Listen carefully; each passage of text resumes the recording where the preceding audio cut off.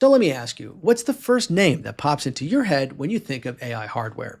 If you're like most people, it's NVIDIA, the poster child, the prime mover, the first mover, the company that was making parallel processors for graphics and crypto miners long before somebody realized that they were good for machine learning and AI training.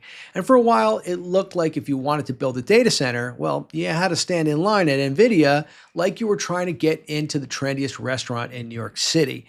But here's the part that matters. That is not the real story anymore because competition is arriving. In fact, competition is already here and it's getting stronger. Overnight, while you slept, we learned that Meta is in talks with Alphabet about buying billions of dollars worth of Google's trillion tensor processing units, TPUs, for its data centers. That news sent Alphabet higher and sent NVIDIA lower in the pre-market. And your first thought might have been, does this spell trouble for NVIDIA? Does this mean that NVIDIA has hit its peak? Well, let me tell you the truth. It's quite the opposite, my friends. The fact that NVIDIA has competition is a sign of life, a sign of validation, a sign that this cake is real and everybody wants a piece of it. Because if only one company were making AI chips, then yes, maybe you should be worried. But that's not the reality. In reality, we have a whole lineup of competitors.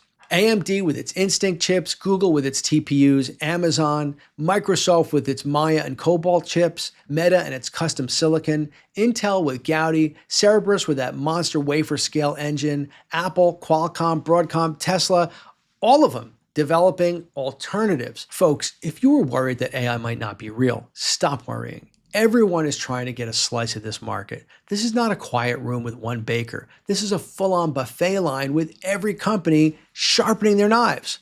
And that brings us to the next part.